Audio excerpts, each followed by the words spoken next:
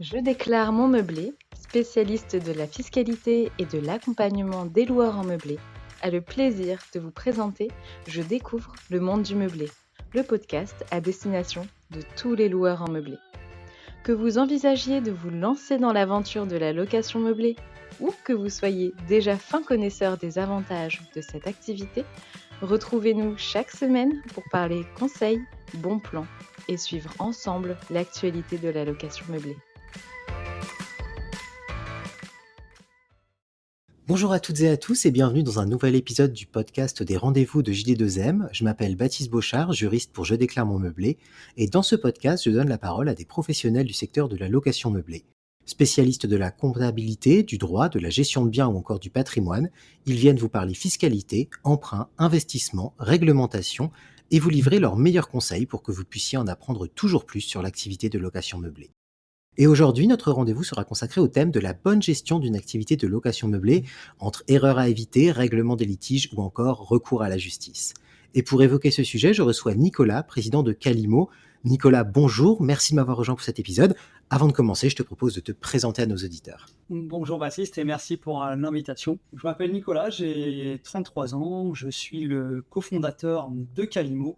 Donc avant de présenter en quelques mots ce que c'est que Calimo, moi, je suis vraiment un expert des questions juridiques liées à l'immobilier. J'ai exercé pendant quasiment 10 ans en tant qu'huissier de justice et également administrateur de biens. Donc j'ai vraiment connu et géré des milliers de litiges qui opposaient un propriétaire face à un locataire. Et donc, du coup, mon expérience du droit de l'immobilier, plus spécifiquement du droit de l'immobilier, m'a amené à cofonder il y a 2 ans Calimo. Calimo, qui est une plateforme de gestion locative. Donc, pour les propriétaires bailleurs qui ont un bien en location et qui souhaitent avoir une plateforme pour les accompagner pour la gestion de leurs biens. Calimo, en quelques mots, c'est simplifier la gestion locative avec une expérience ergonomique et intuitive et un site qui est vraiment fait sur mesure pour les propriétaires bailleurs. L'automatisation qu'on a également mis au cœur de Calimo avec plein de fonctionnalités super cool qui permettent d'automatiser sa gestion locative. Également un volet accompagnement qui permet de pouvoir répondre à toutes les questions juridiques, fiscales, comptables de nos utilisateurs et les accompagner au quotidien pour la bonne gestion de leurs biens. Mais écoute, merci beaucoup Nicolas. Évidemment, au vu de tout ça, on se doute que tu es un expert justement pour aborder toutes ces questions sur la gestion de son activité de location. Alors nous, quand on a préparé ce podcast, on a défini plusieurs thèmes. Et le premier, on s'est dit que ce serait bien de commencer justement par les erreurs à éviter pour louer un bien dans de bonnes conditions. Et le premier thème sur lequel je voudrais t'emmener, c'est un thème qu'on entend beaucoup quand on parle de gestion locative, de louer un bien de bonnes conditions, c'est bien évidemment le choix du locataire. C'est un petit peu de là que tout va partir. Et donc, j'aimerais déjà commencer par te demander, selon toi, de ton expérience, sur quels critères vraiment il faut savoir se baser? Alors, on le rappelle, le choix d'un locataire ne peut se baser que sur des critères objectifs, évidemment, mais quels sont les critères les plus importants? Comment, finalement, on peut réussir à déterminer le bon profil du locataire pour pouvoir justement louer un bien en essayant le plus possible d'éviter des déconvenues par la suite? Ouais, non, exactement. Le choix du locataire, c'est vraiment une étape ultra importante dans un investissement immobilier. J'aime à dire que quand on achète un bien pour le mettre en location, il y a vraiment 2 étapes mortelles sur lesquelles un investissement peut vraiment tomber à l'eau. Le premier, ça va être le fait de mal gérer, on va dire, son volet travaux. Quand on achète un bien à rénover, effectivement, de se planter totalement sur ses travaux, ça peut être mortel pour un investissement locatif. Et le deuxième piège mortel, c'est un mauvais choix de locataire. Parce qu'investir dans le locatif, c'est une longue étape. Il faut trouver un bien, aller négocier, passer l'étape de la banque, du notaire, faire les travaux. Ça y est, on a passé toutes ces étapes et là, on arrive au choix du locataire. Et le mauvais casting, ça peut vite être la catastrophe, avec un locataire qui ne paye pas, qui va nous causer des ennuis avec des procédures qui sont longues. Donc c'est vraiment l'étape qui effraie le plus les propriétaires. Et d'ailleurs, quand on parle un petit peu autour de nous de faire de l'investissement locatif, la réaction qui revient le plus souvent de la bouche et des gens qui surtout n'en pratiquent pas, c'est « mais t'as pas peur que ton locataire ne te paye pas ?» Donc effectivement, cette peur du locataire et de l'impayé, c'est quelque chose qui est vraiment très présent dans l'investissement locatif. Et donc pour ça, il y a des astuces pour pouvoir effectivement optimiser tout ce volet et éviter de tomber dans cette erreur. Donc comment choisir un bon locataire? Bien évidemment, il y a 2 volets à prendre en compte, et le premier qui, on va dire, est un petit peu évident, qui va être le volet de la solvabilité du locataire. Donc bien évidemment, il faut qu'on choisisse un locataire avec une situation qui est solide, qui est stable.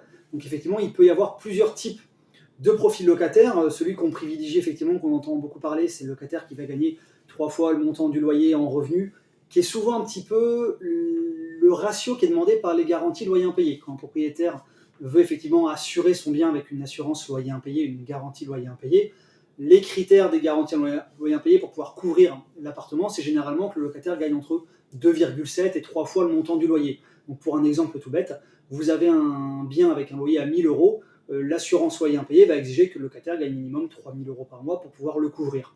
Donc il y a effectivement un élément de solvabilité, mais donc c'est vraiment un tout à prendre en compte, à la fois la situation et la stabilité des revenus.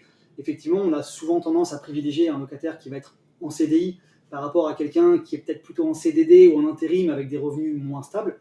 Donc là, attention, ça ne veut pas dire que quelqu'un qui est en CDD ou en intérim n'est pas un bon profil. Il y a des gens qui travaillent pendant 20 ans, 30 ans en faisant que l'intérim et qui ont tout en émission et du coup une certaine stabilité. Donc quand c'est ça, effectivement, vous allez pouvoir demander un certain nombre de documents justificatifs au locataire. Et ça, attention, les documents qu'on peut demander à un locataire, c'est prévu par la loi. Il y a une liste de documents qu'on a le droit de demander, une liste de documents qu'on n'a pas le droit de demander. Donc après, voilà, ça reste quand même assez basique et assez logique. Vous allez pouvoir demander tout ce qui va être justificatif d'identité. Une pièce d'identité, une copie du passeport, justificatif de domicile. Vous allez pouvoir demander des justificatifs des revenus professionnels, les bulletins de salaire, le contrat de travail. Vous allez pouvoir également demander les 2 derniers avis d'imposition. Vous allez pouvoir demander des justificatifs qui vont vous permettre d'apprécier la solvabilité du locataire et inversement, tout ce qui va attraire par exemple à l'état de santé du locataire. On n'a pas le droit de demander une copie de sa carte vitale, une copie de bilan de santé ou quoi que ce soit, ou même des choses qui peuvent également être demandées par certains propriétaires et dont on n'a pas le droit, les extraits de compte. Extrait de compte, on n'a pas le droit de demander à un locataire ses extraits de compte, on a le droit de lui demander son contrat de travail, mais pas un extrait de compte. Donc attention à ça, parce que si effectivement le locataire, vous ne le retenez pas pour un motif qui peut être étranger à cela, ça peut vous causer des problèmes si jamais vous l'avez demandé, d'autant plus s'il y a des traces écrites. Donc un bon locataire, ça va être un locataire qui a à la fois un profil sauvable, des revenus les plus stables possibles, quand bien même il ne soit pas en CDI. Donc après, effectivement, un locataire qui est en CDI et un locataire qui est fonctionnaire, c'est vraiment des profils qui sont rassurants, qui a des revenus assez stables. Et après, effectivement, en fonction de la composition du foyer, parce que des fois, on peut être amené à louer un couple, on apprécie ses revenus sur l'ensemble du foyer. Et ça également, attention, c'est un piège dans lequel pas mal de propriétaires peuvent tomber. Par exemple, vous allez avoir un couple qui va postuler et candidater pour pouvoir louer votre logement. Du coup, vous allez étudier le dossier de monsieur et de madame. Attention, parce qu'il peut y avoir des grosses disparités de situation entre les deux. Par exemple, il faut avoir un couple avec monsieur qui gagne bien sa vie et madame qui ne travaille pas, ou inversement, madame qui travaille et qui gagne très bien sa vie et monsieur qui ne travaille pas. Vous vous dites, c'est bon, quand on fait la moyenne des deux, on arrive sur ces quotas. Donc, je leur fais signer le bail aux deux. Attention, parce que du coup, en cas de séparation, si jamais le couple se sépare et que le locataire le plus solvable décide de partir, vous ne pouvez pas rompre le bail unilatéralement pour le locataire qui reste. Le locataire qui reste fait partie du bail et donc a effectivement un droit au logement et il sera tenu de rester dans les lieux. Bien évidemment, il sera tenu de payer le loyer, mais vous ne pourrez pas lui dire non, vu votre situation, elle n'est pas terrible, vous devez partir avec votre conjoint. Non, donc ça ne sera pas possible. Donc quand il y a un couple qui postule sur un logement, il faut vraiment essayer d'apprécier la situation des deux et de se dire effectivement, si le couple se sépare et qu'il n'y en a qu'un des deux qui reste, est-ce qu'il sera en mesure de régler le loyer? D'accord, très bien. Alors merci, c'était évidemment très complet. Peut-être petite question, une situation que tu n'as pas encore abordée. Tu nous as parlé donc évidemment de ce profil idéal, des locataires en CDI, voire même idéalement fonctionnaires, enfin vraiment une stabilité des revenus très forte. On a vu que il fallait quand même savoir prêter une oreille attentive aux dossiers de gens qui pouvaient être en CDD, en intérim, notamment au vu des missions, puisque effectivement en intérim on peut très bien même crouler sous les missions. Qu'en est-il? Est-ce que, par exemple, il faut absolument se méfier de ces dossiers plutôt de profils freelance, auto-entrepreneur, ou est-ce que c'est aussi des profils qu'il faut savoir considérer? Dans ce cas-là, à quoi est-ce qu'il faut veiller pour ces profils-là qui peuvent être un petit peu plus atypiques, mais qui, mine de rien, sont de plus en plus courants aujourd'hui? Non, effectivement, et tu as entièrement raison, c'est vraiment des profils qui sont de plus en plus courants, notamment quand on a des biens qui s'adressent à une population de jeunes actifs. Aujourd'hui, effectivement, le freelance explose un petit peu dans tous les domaines d'activité, et on est de plus en plus confronté à ce type d'activité. Il y a 5-10 ans, c'était également le cas des travailleurs indépendants, les gens qui avaient monté une société de bâtiment ou autre, qui avaient effectivement beaucoup de profils en EIRL, ou qui étaient vraiment des indépendants, qui étaient un petit peu dans la même situation. Donc encore une fois, il faut vraiment prendre de la hauteur et regarder la situation globale de la personne. Si effectivement la personne elle a monté son activité il y a 6 mois on n'a pas beaucoup de recul et d'appréciation sur l'ancienneté de l'activité et effectivement si son activité fonctionne. Après, on peut demander des justificatifs complémentaires, on peut très bien demander un prévisionnel qui l'aurait fait avec son comptable pour voir un petit peu dans quelle proportion son activité va se développer. Mais quelqu'un qui serait freelance, qui serait indépendant et qui effectivement de l'ancienneté, ça fait 3, 4, 5 ans qu'il fait ça, on peut lui demander effectivement ses historiques, ses bilans comptables, on peut lui demander ses déclarations qu'il a fait aux différents organismes avec tout ce qui va reprendre le chiffre d'affaires, et effectivement apprécier comme ça sur la globalité le montant de ses revenus et voir effectivement si c'est des revenus qui sont plutôt stables, plutôt en croissance, ce qui est de bon augure, ou si effectivement il y a une activité qui a du mal à décoller avec des revenus qui ne sont pas terribles, ou une activité justement qui est plutôt décroissante, où là ça ne sera pas de très bon augure. Mais ce sont des profils, pour moi, c'est pas du tout des profils à mettre de côté, bien au contraire, c'est des profils intéressants. Et pour moi, quelqu'un voilà, qui est indépendant et qui a des revenus stables, c'est pas forcément un moins bon profil qu'un CDI. D'accord. Et donc ça, évidemment, c'est au sujet de la solvabilité, puisqu'on s'en doute, comme tu l'as dit, c'est un peu vraiment le critère déterminant. C'est ça qui peut faire aussi que ça se passe pas bien, notamment pour les propriétaires.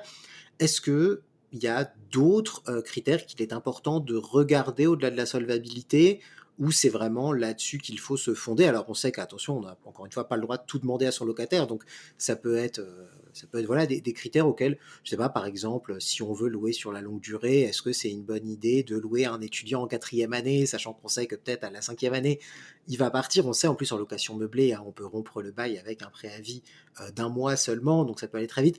Est-ce que voilà, est-ce qu'il y a des critères qui, sans être discriminants, bien auxquels il faut faire attention quand on a un projet, justement par rapport à son propre projet? Je pense plutôt évidemment au cas de location qui voudrait se faire sur la longue durée. C'est ça qui est intéressant quand on fait de la location, c'est que le propriétaire, il a quand même le choix du dossier, il a le choix du locataire qui veut mettre à l'intérieur de son bien. Donc après, on ne peut jamais prédire, et bien évidemment, on souhaite tous que notre locataire reste le plus longtemps possible, parce que ça évite des allers-retours, des gestions, des visites, des états des lieux, enfin, des choses qui prennent du temps et la charge mentale. Donc le but, effectivement, quand on loue, c'est d'avoir un locataire qui reste le plus longtemps possible dans son logement. Et après, voilà. Il faut voir en fonction des profils qui se présentent à nous. Après, l'intérêt également, c'est qu'aujourd'hui, on est sur un marché qui est vraiment propice aux bailleurs. C'est pas une des peurs qu'on pouvait retrouver il y a peut-être 10 ans, c'était de se dire, bah, tiens, je vais prendre le premier dossier qui va me parvenir parce que ça se trouve, j'aurai pas d'autres candidats, pas d'autres locataires qui vont vouloir prendre mon logement. Aujourd'hui, la tendance, elle est vraiment totalement inverse. Même dans des endroits en campagne assez reculés, il y a des dizaines et des dizaines de dossiers de location qui arrivent au propriétaire. Donc aujourd'hui, le propriétaire, il a vraiment le choix des dossiers qui se présentent à lui parce qu'on a un marché de location qui est extrêmement tendu, encore plus dans les grandes villes où finalement, il y a même quasiment plus d'annonces parce que c'est un espèce de marché noir de la location où les agences ont même plus besoin de payer des plateformes comme Le Bon Coin, Se Loger pour mettre des annonces parce qu'ils ont une liste d'attente qui est longue comme le bras. Et en fait, voilà, on est sur un marché de la location qui est vraiment très tendu. Donc le propriétaire, voilà, pas de précipitation. On prend le temps d'étudier les dossiers. Ça, c'est vraiment quelque chose qui est très important. On étudie les dossiers. On demande déjà des pièces justificatives à son locataire. C'est pareil, même s'il y a 10, 15, 20 ans et les anciens, c'était une table dans la main, on se fait confiance et tout se passe bien. Aujourd'hui, c'est quand même beaucoup plus compliqué. Si on a un litige avec son locataire, ça ne se règle pas comme ça en claquant des doigts, c'est très long. Donc il faut vraiment prendre le temps de bien étudier le dossier. Donc on demande des pièces justificatives à son locataire, on les étudie, on les vérifie, parce qu'il peut aussi y avoir des pièces qui sont falsifiées. Malheureusement, c'est de plus en plus le cas. Et c'est un petit peu le revers de la médaille du marché qui est extrêmement tendu, c'est qu'il y a des gens qui ne sont pas en CDI, des propriétaires qui ne voient que le CDI. Du coup, pour avoir un logement et à pouvoir se loger, il y a des gens qui sont malheureusement obligés, entre guillemets, de devoir un petit peu trafiquer leur CV pour effectivement faire apparaître une meilleure stabilité que ce qu'ils ont vraiment. Et voilà, donc attention à bien vérifier également les pièces qui nous sont fournies, bien étudier le dossier, prendre le temps d'étudier et prendre vraiment le meilleur profil. Il faut à la fois, c'est assez paradoxal, à la fois mettre l'affect de côté en se disant bah oui, lui je l'ai rencontré, il était vraiment sympathique, mais effectivement il n'a pas une super situation, j'ai envie de l'aider. Malheureusement, quand on fait de l'investissement locatif, on n'est pas là pour faire du social. Alors, il y a quand même une question d'affect qui peut être prise en considération, mais ça ne doit pas être le facteur déterminant. Donc vraiment, la solvabilité, c'est un critère qui est important, le sérieux de la personne qui est un critère qui est important, mais ça ne fait pas tout. Pour moi, vraiment, l'aspect financier et solvabilité du locataire, c'est 50% du boulot. Après, il y a quand même l'aspect savoir-vivre, savoir-être, qui est à mon sens extrêmement important parce qu'on peut avoir bien des soucis avec un locataire et que ce ne soit pas forcément des soucis d'impayés parce qu'on a un locataire qu'on ne supporte plus, qui nous dérange tous les 4 matins pour une raison X ou Y et qui est insupportable. Et ça, j'ai eu des dizaines et des centaines de dossiers comme ça où c'était plutôt des conflits des mésententes entre locataires et propriétaires. Et souvent, c'est un petit peu la boule de neige qui grossit, la cocotte minute au bout d'un moment qui explose et qui amène du coup parfois des situations d'impayés parce que c'est un peu la guerre entre propriétaires et locataires pour souvent des raisons de savoir-vivre et de savoir-être. Donc la solvabilité, oui, mais attention également au comportement. Et c'est pareil, quand on veut louer un logement, c'est toujours effectivement une balance bénéfice-risque. Moi, je mettrai un locataire, j'ai pas envie qu'il me dégrade mon logement, etc., etc. Également, attention au profil que vous allez sélectionner. Par exemple, on essaye d'éviter dans la majorité des cas les profils fumeurs. Alors oui, effectivement, tous les fumeurs ne dégradent pas les logements. Il y a beaucoup de fumeurs qui ne fument pas à l'intérieur du logement. Mais si on n'a pas envie d'avoir effectivement l'intégralité de ses peintures à refaire au bout de 2 ans quand le locataire s'en va, le fait d'évincer les profils fumeurs, c'est quand même peut-être un petit peu plus rassurant pour les propriétaires, bien qu'encore une fois, il y a des profils fumeurs qui fument dehors et du coup qui n'abîment absolument pas le logement. Idem pour les locataires qui ont des animaux tels que des chiens. C'est toujours des choses qu'on peut amener un petit peu comme ça au détour de la conversation quand on fait visiter le logement. Voilà. Ah moi j'ai des chiens et vous en avez, le locataire. Ah oui, moi j'ai 3 chiens. Alors, quand on loue un studio de 20 mètres carrés que le locataire il a 3 chiens, c'est pas forcément approprié, surtout quand le logement est situé au 5e étage sans ascenseur. Encore une fois, il y a des gens qui ont des chiens, qui vivent dans des logements avec des chiens et tout se passe très bien, il n'y a aucune dégradation. Mais il y a aussi beaucoup de gens qui vivent avec des chiens ou des animaux dans des appartements et voilà, il y a des dégradations, à la sortie c'est toujours compliqué à gérer. Donc tout ça, ça peut être aussi un petit peu des red flags en se disant voilà, moi j'ai mon stéréotype locataire avec des bons revenus, qui ne fume pas, qui n'a pas d'animaux, etc., etc. Donc après voilà, c'est encore une fois la balance bénéfice-risque. Ce qu'on veut, c'est éviter au maximum les impayés, éviter au maximum les dégradations et donc éviter effectivement les profils, on va dire, les plus à risque entre guillemets. Très bien, alors merci beaucoup pour cet éclaircissement. Et justement, tu nous as beaucoup parlé là de choix du locataire, d'étude du dossier, et ça m'amène à une question que peut-être beaucoup de propriétaires se posent, puisqu'on le sait, si on met son bien en location par le biais d'une agence, l'agence peut aussi proposer de s'occuper de la partie sélection du locataire. Est-ce que là-dessus, tu aurais un conseil à donner? Est-ce qu'il vaut mieux laisser l'agence le faire? Est-ce qu'il vaut mieux le faire soi-même? Ou est-ce que finalement, c'est un petit peu au goût de chacun?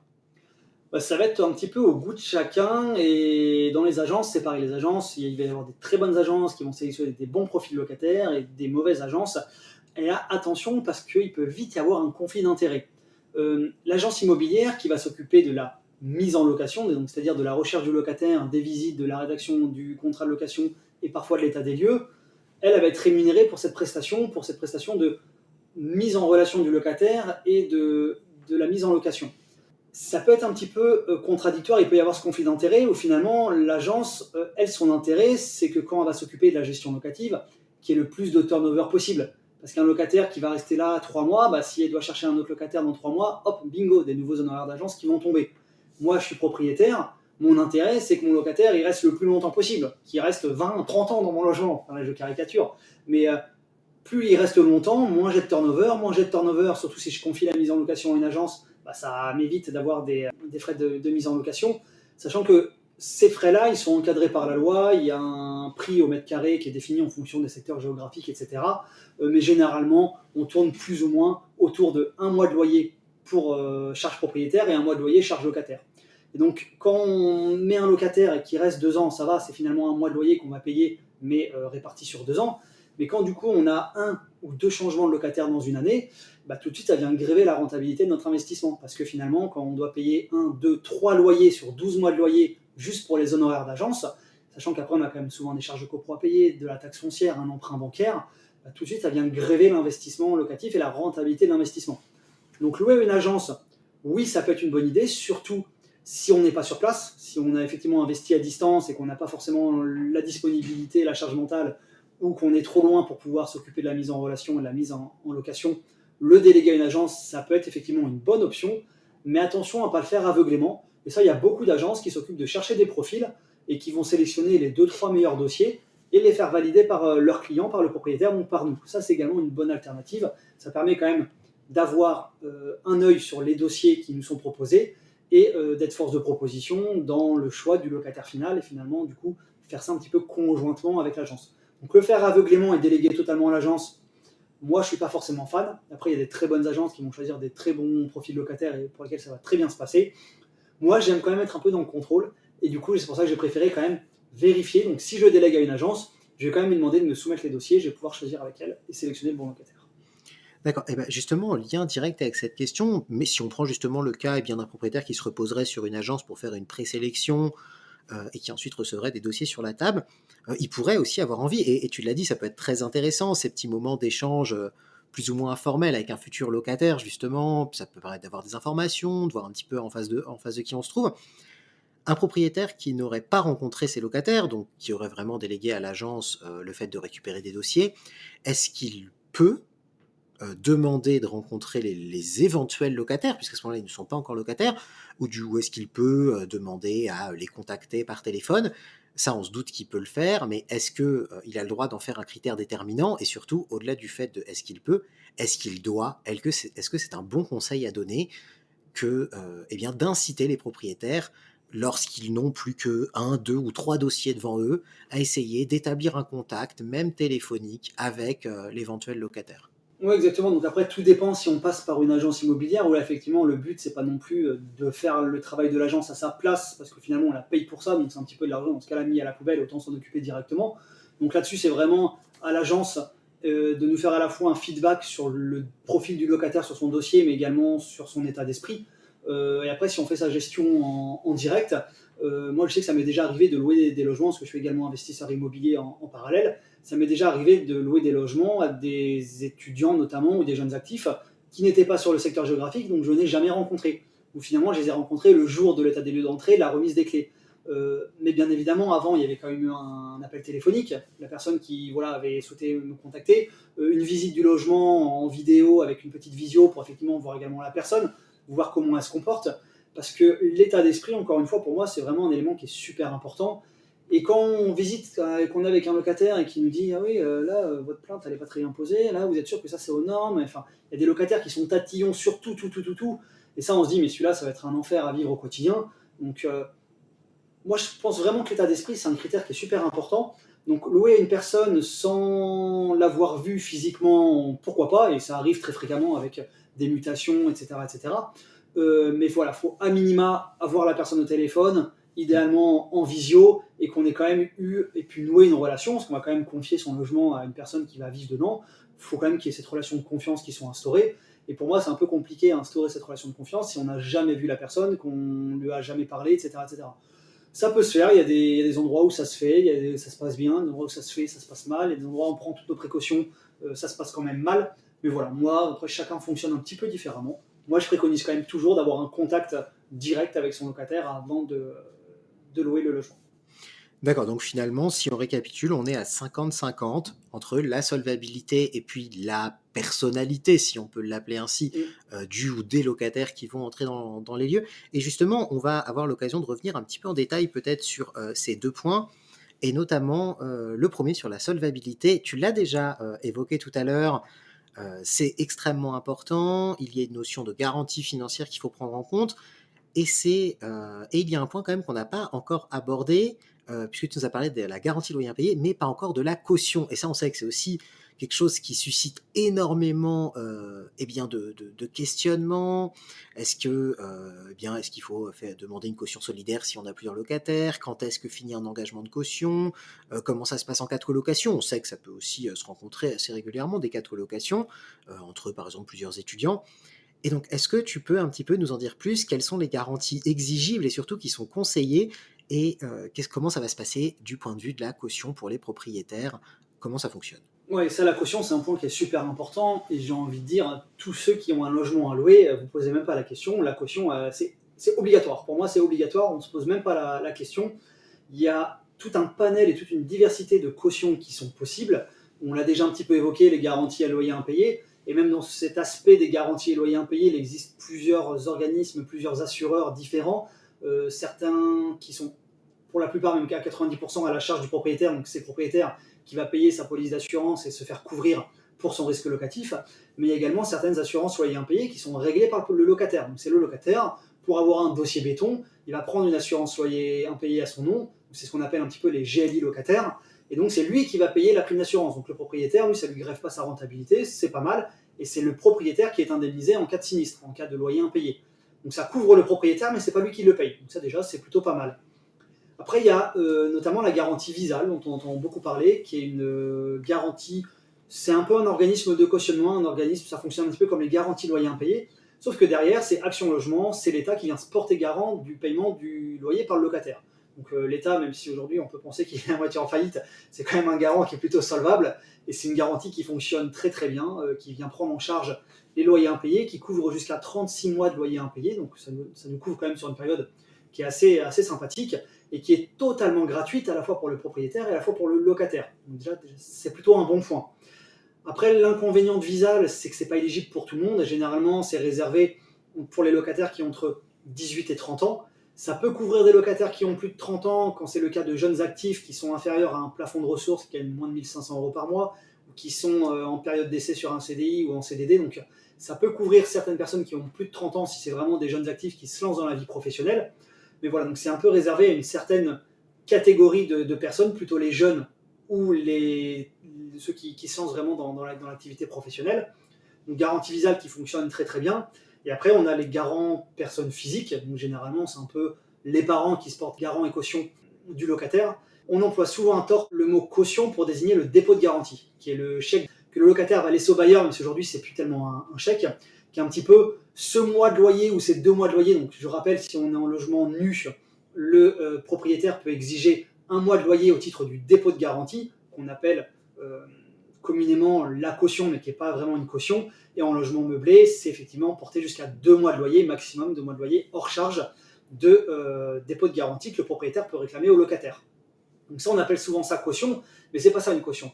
Une caution, c'est les parents, souvent, ou ça peut être un tiers, un frère, sœur, ami, n'importe qui va venir se porter caution, donc qui va venir se porter garant des engagements du locataire. C'est-à-dire que si jamais le locataire ne paye pas les sommes dont il est redevable, que ce soit le loyer, les charges, les dégradations locatives, etc., le propriétaire peut engager la responsabilité des garants pour venir régler à la place du locataire. Donc ça, c'est vraiment quelque chose qui est très puissant, qui est intéressant sur plein d'aspects, qui a beaucoup d'avantages et beaucoup d'inconvénients. Donc chaque système a ses inconvénients. La garantie loyer impayé, ça peut avoir des inconvénients parce que ça peut vite coûter cher pour un propriétaire. Réservé à des profils locataires qui sont finalement peu à risque parce que souvent ils exigent que le locataire ait entre 2,7 et 3 fois le montant du loyer en revenu. Donc finalement, c'est des gens qui ont plutôt une position assez sécure et qui ne sont pas forcément les locataires qu'on retrouve dans des situations d'impayés, sauf accident de la vie, ça peut arriver. La garantie Visal qui va être réservée effectivement à plutôt les jeunes locataires ou les jeunes actifs qui se lancent, donc qui peut être un inconvénient. Visal également autre inconvénient qui ne va pas couvrir les dégradations impayées, donc ça va venir couvrir les loyers impayés mais pas les dégradations. Enfin, je dis ça, c'est pas totalement vrai, ça va venir couvrir jusqu'à hauteur de 2 mois de loyer pour des dégradations. C'est-à-dire que si vous avez un loyer à 500 €, ils vont prendre en charge jusqu'à 2 mois de loyer de dégradation, donc c'est-à-dire jusqu'à 2 fois 500, 1 000 €. Sauf que quand vous avez un logement qui a été entièrement ruiné par un locataire, qui a absolument tout à refaire ou toutes les peintures, avec 1 000 €, on ne fait pas grand-chose. Donc finalement, ça couvre pas tellement ou quasiment pas les dégradations. Les garants physiques, ce qui est intéressant, c'est que ça peut tout couvrir. Les dégradations, les loyers jusqu'à... Il n'y a pas de plafond maximum, on peut très bien prévoir un plafond de 10 ans de loyer avec des montants énormes. L'inconvénient des personnes physiques, c'est qu'on peut avoir par exemple des parents qui vont se porter caution pour leur enfant, qui vont avoir une bonne situation, un accident de vie, ils sont plus solvables et du coup la caution ne sert à rien. Et l'inconvénient également majeur, c'est que si le locataire ne paye pas et que la caution refuse de nous payer amiablement, on va être obligé d'engager une procédure judiciaire pour faire condamner la caution et le locataire. Donc ça nous oblige à avoir des démarches, alors qu'avec une assurance loyer impayé ou une JALI, ou même Visal, on a une certaine automaticité. Il suffit de faire une déclaration et généralement 1 ou 2 mois après, les loyers sont réglés, pris en charge par l'organisme. Donc ça vient couvrir beaucoup plus rapidement. Il n'y a pas besoin de refaire une procédure judiciaire derrière pour faire condamner la caution. Donc ça, c'est quand même beaucoup plus pratique. Et après, en termes de cautionnement, donc pour les garants, pour les personnes physiques, il y a 2 types de cautionnement. On peut avoir des cautionnements à durée déterminée, c'est-à-dire qu'on va prévoir que les parents, par exemple, se portent garant pour la durée du bail. Ça peut être du coup uniquement la durée du bail. Ça peut être la durée du bail et un renouvellement, la durée du bail et 2 renouvellements, mais on a cadré la durée. Ce qui fait que si jamais on a prévu dans notre acte de cautionnement que les parents étaient garants du locataire pendant la durée du bail et un renouvellement, si jamais le locataire reste en place, et à l'issue de 2, 3, 4 renouvellements, la caution tombe et finalement le locataire n'est plus couvert. Donc ça peut être un risque. Ensuite, on a également des actes de cautionnement à durée indéterminée. Donc ça veut dire que tant que le locataire est là, les parents se portent caution. Donc là tout de suite on se dit, ah bah oui, du coup c'est ça qu'il faut que je prenne. Sauf que quand on prend un acte de cautionnement avec une durée indéterminée, les garants peuvent se désengager à chaque fois, à chaque échéance du bail, à chaque renouvellement, ils peuvent eux se désengager. Donc on n'a également aucune garantie que les cautions vont garantir le loyer du locataire jusqu'à la fin de la durée d'occupation du locataire. Donc quel que soit le schéma, il y a un petit peu des avantages et des inconvénients pour chacun, d'autres qui vont avoir effectivement des montants de garantie et des choses qui vont être garanties que d'autres ne vont pas proposer. Donc vraiment, chaque système, que ce soit la GLI, Visal ou les garants personnes physiques, ont leurs avantages et leurs inconvénients. Mais j'ai envie de vous dire, moi, je vous oblige vraiment à prendre l'un des trois. Et moi, j'aime bien appeler effectivement ces garants, toutes ces garanties, un peu la roue de secours. C'est comme quand on part en vacances, on se dit, bah, c'est quand même mieux d'avoir une roue de secours dans le coffre. Même si on a fait ses niveaux, on a bien regonflé ses pneus, on n'est pas à l'abri qu'il y ait un clou sur la route et qu'il y ait un pneu qui explose.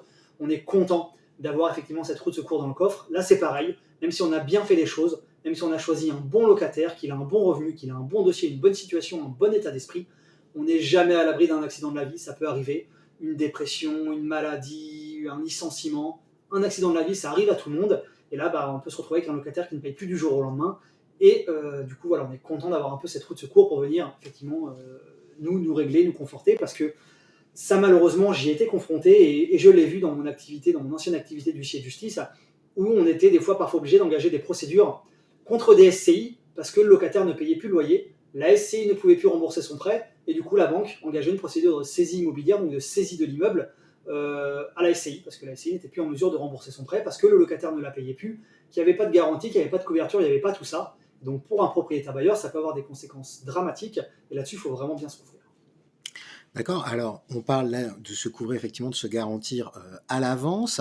Il y a une autre question aussi qui est un peu liée à la solvabilité, tu en as parlé aussi tout à l'heure, ce sont les faux documents ou les documents falsifiés. Alors déjà, est-ce que tu aurais des conseils pour repérer les faux documents? On peut par exemple penser, je crois, à cette plateforme qui a maintenant été mise en place par l'administration fiscale pour vérifier les numéros fiscaux qui peuvent être donnés dans des fausses déclaration d'impôt, mais surtout peut-être au-delà, parce qu'on peut toujours se faire avoir, surtout que maintenant avec les progrès de l'intelligence artificielle ou autre, être confronté à des faux, si je puis dire, plus vrais que nature. Mais du coup, si on se rend compte à un moment qu'il y a eu une fraude, peut-être qu'au-delà de comment repérer les faux documents, est-ce que tu pourrais nous expliquer quels sont les recours accessibles à un propriétaire si à un moment il se rend compte qu'il y a eu une fraude dans le dossier de location?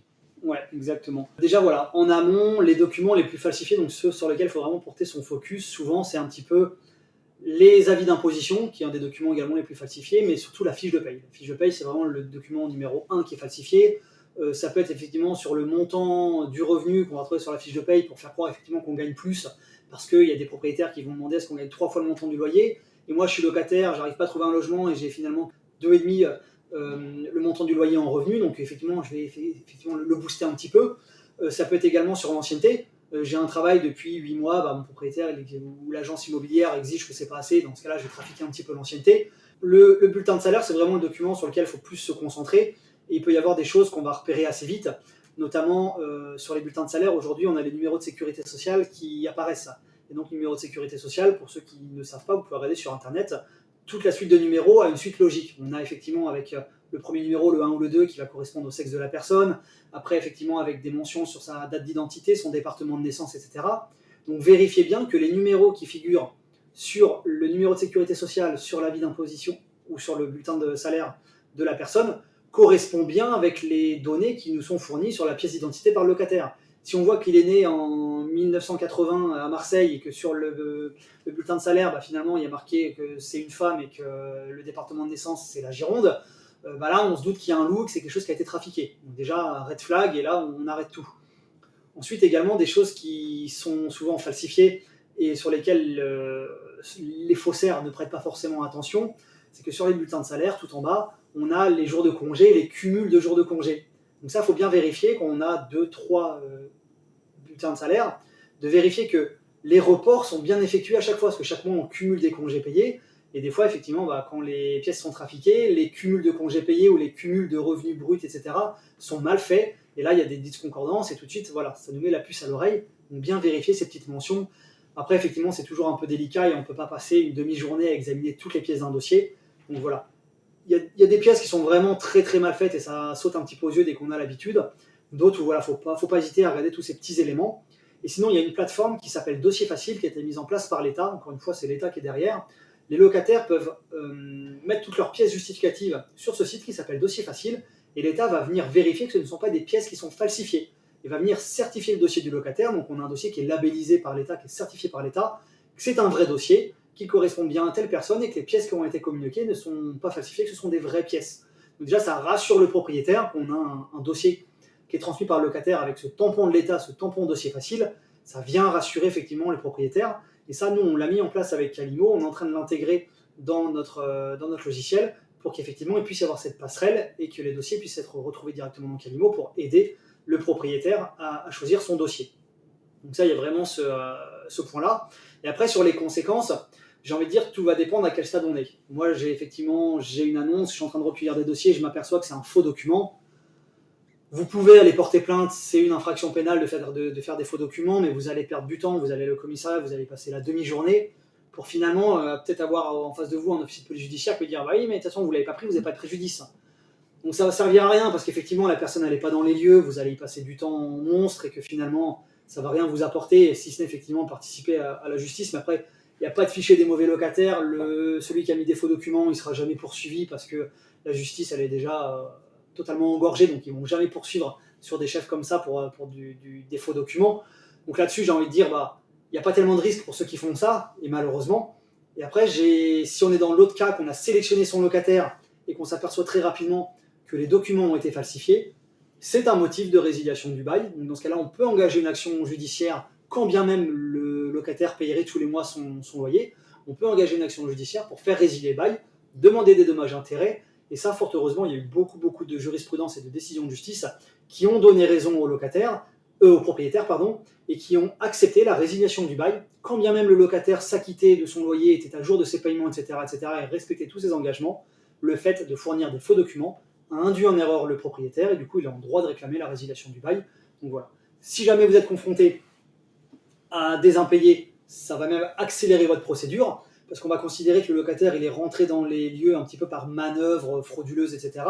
Et donc tous les petits points juridiques qui vont être un peu dans le sens de la protection du locataire, comme la trêve hivernale, comme effectivement tous les délais de protection, les délais judiciaires, tout ça, on va pouvoir demander au juge de les faire sauter et d'accélérer notre procédure parce qu'effectivement, le locataire était de mauvaise foi. Il a réussi à signer un contrat de location et à rentrer dans les lieux via des manœuvres frauduleuses. Donc du coup, tous les textes de protection du locataire ne s'appliqueront pas et on pourra les vincer beaucoup plus rapidement. Donc voilà un locataire qui est rentré avec des faux documents, qu'il paye ou pas son loyer, on peut ensuite demander la résiliation du bail judiciairement.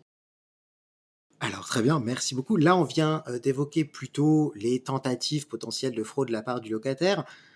Après, il y a un sujet qu'on peut quand même pas faire l'économie aussi d'aborder, ce serait d'éventuels abus de la part du propriétaire. Alors, parce qu'on sait que parfois, que ce soit pour s'assurer qu'un dossier soit bien ficelé, ou que ce soit par pure méconnaissance de la loi, on sait qu'il peut aussi y avoir des abus de la part du propriétaire. Et justement, peut-être la situation la plus dangereuse dans ce cas-là, c'est un propriétaire qui ne saurait pas qu'il se trouve dans l'illégalité et qui ensuite se retrouverait confronté à la justice par justement du fait de son locataire qui s'en plaindrait.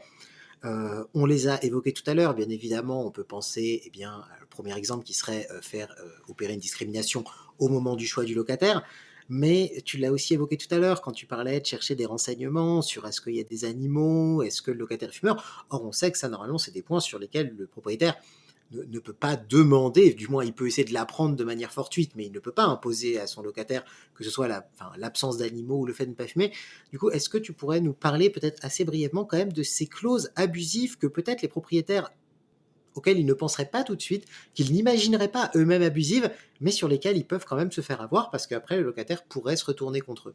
Oui, exactement, et tu as tout à fait raison. Il y a le contrat de location, c'est un document qui est très normé. Il y a un contrat type qui est prévu par la loi. Il y a toute une série de clauses qui sont considérées comme interdites car abusives. Et notamment, pour reprendre cet exemple dont on a discuté tout à l'heure, on n'a pas le droit de mettre dans un contrat de location qu'il est interdit de fumer dans un logement. Donc on n'a pas le droit d'interdire à son locataire de fumer dans un logement. Petit aparté, en colocation, ça peut se défendre. En colocation, vu qu'il y a des espaces partagés, la lutte contre le tabagisme passif, etc., je pense que dans le cadre d'un contrat de colocation, on serait en mesure de pouvoir inscrire une telle clause. sauf après si effectivement on est dans un contrat de colocation avec des chambres individuelles, on ne pourra pas interdire à son locataire de fumer dans sa chambre, mais on pourra éventuellement lui interdire de fumer dans les espaces communs pour ne pas procurer du tabagisme passif aux autres occupants. Mais en fermant cette petite parenthèse, voilà, il y a ces clauses-là, le fait d'interdire à un locataire de fumer, on ne peut pas le mettre dans un contrat de location. Le fait de détenir des animaux, c'est pareil, on n'a pas le droit de l'interdire à un locataire, sauf certaines catégories d'animaux, les catégories de notamment les chiens dangereux, les pitbulls, etc., les staffs. Si un locataire effectivement a des animaux comme cela, on peut mettre dans le contrat de location qu'il est interdit de détenir des animaux de classe dangereuse, et notamment, c'est une clause qu'on a mis dans les modèles de contrat de location chez Calimo, que la détention d'animaux catégorisés est formellement interdite. Mais voilà, un locataire qui a un lapin, un hamster, un chihuahua ou un labrador, on ne peut pas mettre dans un contrat de location le fait qu'il n'ait pas le droit de le faire. Et quand bien même le locataire nous aurait menti en nous disant non, moi j'ai pas d'animaux, vous inquiétez pas, et qu'après il a 4 labradors, on ne pourra rien faire. On ne pourra pas obtenir la résiliation du contrat de location sur ce seul fondement. Après, oui, si effectivement le fait qu'il ait des chiens cause des nuisances à des autres locataires, à des autres copropriétaires, cause des dégradations, c'est autre chose, parce que là, c'est pas le fait de détenir des animaux qui va être une source de résiliation, mais le fait qu'il y ait des dégradations qui soient effectuées par le fait qu'il détienne des animaux. Donc là, c'est plutôt sur les conséquences que sur le fait propre de détenir des animaux. Mais effectivement, tout ça, c'est des clauses qu'on ne peut pas mettre, et quand on est propriétaire, on peut vite tomber dans un piège. Alors bien évidemment, il y a tous les cas de discrimination où il ne faut absolument pas tomber dans ce jeu-là. Le fait de refuser un locataire, encore une fois, on a le choix du dossier qu'on peut retenir. Et effectivement, on a un petit peu de la discrimination légale du fait que la personne soit en CDD et qu'on la refuse pour ce motif. C'est quelque chose finalement ça se discute, qui peut être discriminant, mais qui est tout à fait légal. On a le droit de dire à un locataire, non, effectivement, vous êtes en CDD, moi je veux un profil CDI, je ne vous prends pas. Attention, voilà, aux pièces justificatives également qu'on demande. Les relevés de compte, ça m'est déjà arrivé de voir des propriétaires qui réclamaient des relevés de compte, c'est interdit. La carte vitale, c'est interdit. Tous ces documents qu'on a évoqués, voilà, c'est interdit. Tout ce qui a trait aux données personnelles, aux données médicales du locataire, on ne peut pas lui demander. Et donc ça, c'est des cas où il ne faut pas tomber dedans, parce que ça peut causer des ennuis aux propriétaires. Et encore une fois, c'est un petit peu le même rapport que quand on a un locataire qui nous a fourni des faux documents, mais qu'on ne lui a pas fait signer une contrat-location, on ne va pas le poursuivre. Un locataire, c'est pareil, un locataire qui serait vu refuser un logement parce qu'il arrive en visite, il a un manteau avec plein de poils de chien, le propriétaire lui dit « Ah non, moi je veux pas de locataire avec un chien ». Le locataire ne va pas s'amuser à aller à la gendarmerie ou à la police en portant plainte parce qu'on lui a refusé un logement parce qu'il avait des chiens.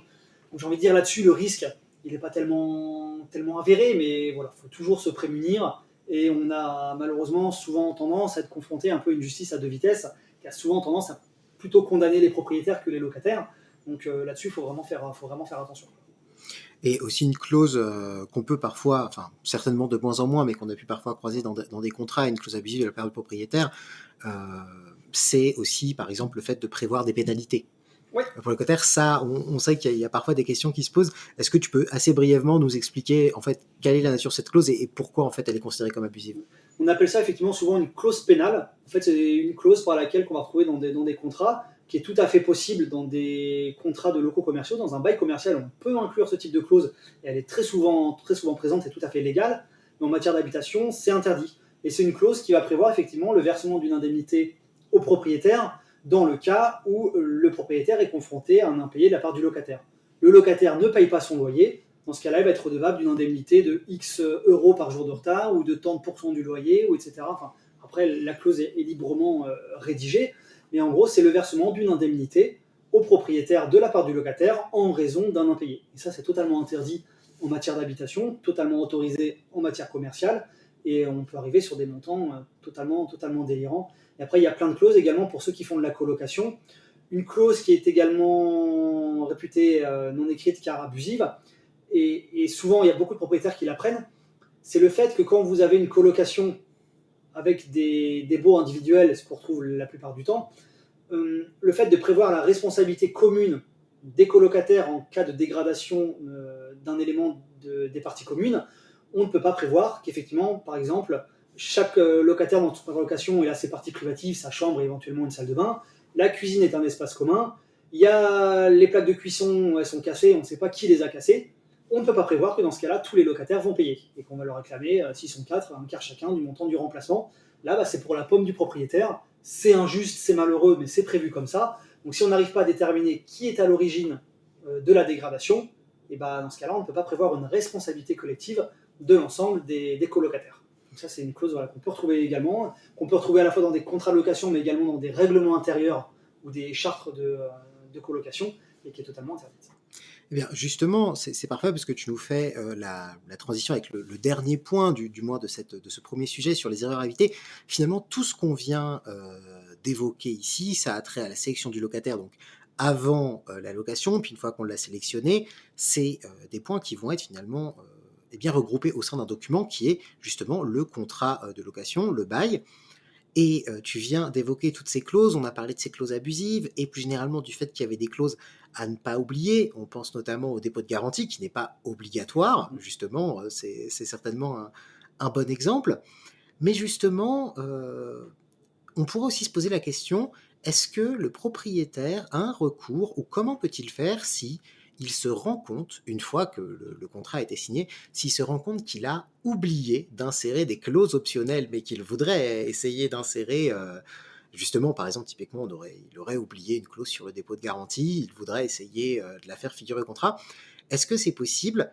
Donc plus généralement, finalement, qu'est-ce qu'on peut faire en cas d'oubli et est-il possible de modifier, un contrat alors même qu'on est en cours de bail? C'est totalement possible avec la signature d'un avenant. Alors, théoriquement, c'est facile et voilà, il y a juste à signer un avenant qui va dire que par tel avenant, on vient modifier telle disposition du contrat de location. Et du coup, l'avenant va venir s'ajouter au contrat de location et remplacer ou ajouter une clause qui n'était pas prévue. Donc, théoriquement, c'est tout à fait possible et c'est très facile à prévoir. Sauf qu'une fois que le contrat de location est signé, que le locataire est en place et qu'on s'est aperçu qu'on a oublié effectivement de mettre une clause sur le dépôt de garantie, qu'on n'a pas demandé de dépôt de garantie au locataire, et qu'on va appeler son locataire en lui disant Monsieur le locataire, j'ai oublié de mettre le dépôt de garantie, est-ce que vous êtes d'accord pour qu'on signe un avenant et que vous me fassiez un virement de 2 mois de loyer? Le locataire, il n'a aucun intérêt à accepter, parce que lui, il est déjà dans les lieux, il a signé son contrat de location, il est en bon droit, et il est totalement dans son bon droit de refuser de signer cet avenant. On ne peut pas lui imposer. Donc après, il faut faire preuve un petit peu de négociation avec son locataire, mais si le locataire refuse, on ne peut malheureusement pas lui imposer. La signature d'un avenant, ça sera une négociation amiable, acceptée par les deux, sachant qu'on n'est pas sur une clause obligatoire, qu'on n'est pas sur une clause légale qui s'appliquerait, qu'on aurait oublié. Donc là, le locataire, il est parfaitement en droit de le refuser. Et on est un petit peu souvent confronté à ce cas-là, avec une clause qu'on oublie souvent, ou qui peut être mal rédigée dans certains cas, qui est la clause d'indexation du loyer. Un loyer, une fois qu'il est signé, euh, un contrat de location, une fois qu'il est signé, il y a un montant de loyer qui est fixé, qu'on ne peut pas augmenter. Un loyer, voilà, et souvent ça arrive avec des propriétaires voilà, qui vont mettre en place un locataire. Le locataire va rester assez longtemps dans le logement, et finalement on se retrouve avec un loyer qui ne correspond plus tellement à la valeur du marché, un loyer qui est un petit peu sous-évalué par rapport au marché. Et souvent on me pose la question, comment je fais pour augmenter mon loyer? Il faut que le contrat de location contienne une clause d'indexation qui va permettre effectivement de faire varier le loyer de la même façon qu'on va prendre un indice qu'on appelle l'indice de révision des loyers qui est publié par l'INSEE tous les trimestres, et on va calculer la variation de cet indice sur une période déterminée, donc sur 12 mois. Et donc si cet indice il varie de 3,42%, on va pouvoir augmenter le loyer de 3,42%. Et donc c'est parce que le contrat de location contient cette clause d'indexation ou cette clause de révision, apporte plusieurs noms, qu'on va pouvoir augmenter son loyer. Et ça, encore une fois, c'est une clause conventionnelle qui n'est pas du tout une clause obligatoire, qu'on peut vite oublier. Et bah, ça, si on l'a oublié, ça va être un petit peu compliqué de la rajouter derrière. Et il n'y aura quasiment aucun moyen d'augmenter son loyer, si ce n'est une demande de révision au locataire qui sera en droit de refuser. Après, bah, si jamais on veut lui reposer, il faut faire une action en révision devant le tribunal, faire fixer le loyer par un expert judiciaire, etc. etc. C'est compliqué, c'est long, ça va nous demander 1000, 2000 euros de frais d'avocat pour finalement gagner 30 ou 40 euros de loyer par mois. Est-ce que ça vaut le coup? Je ne suis pas sûr financièrement. Donc voilà, bien rédiger son contrat de location, c'est super important. Et une fois que c'est signé, j'ai envie de dire, bah, c'est dans la boîte et à modifier, c'est compliqué. Sauf si effectivement, ça peut être dans l'intérêt du locataire, là, il aura tout intérêt à le signer.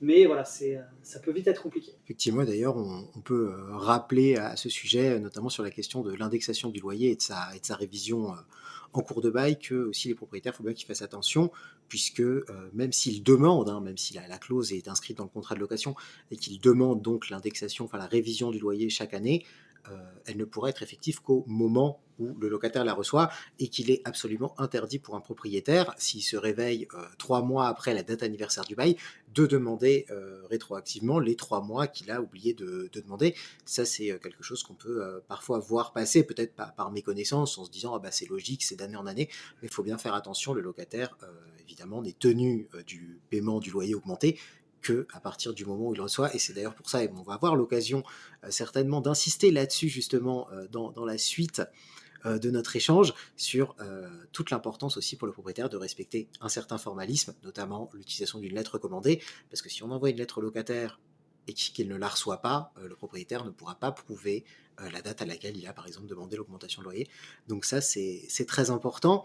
Et bien justement, ça va nous faire aussi une première transition avec notre deuxième thème, puisque là, on a parlé finalement, eh bien, notamment on a fini en parlant d'un contrat. Un contrat, ce sont des obligations. On a un petit peu parlé de celles du locataire, de celles du propriétaire. Mais évidemment, qui dit contrat dit obligation, et qui dit obligation dit éventuellement des litiges quant à leur inexécution. Et c'est justement le deuxième thème sur lequel nous allons nous pencher ensemble et que nos auditeurs pourront découvrir dans le prochain épisode des Rendez-vous de JT2M.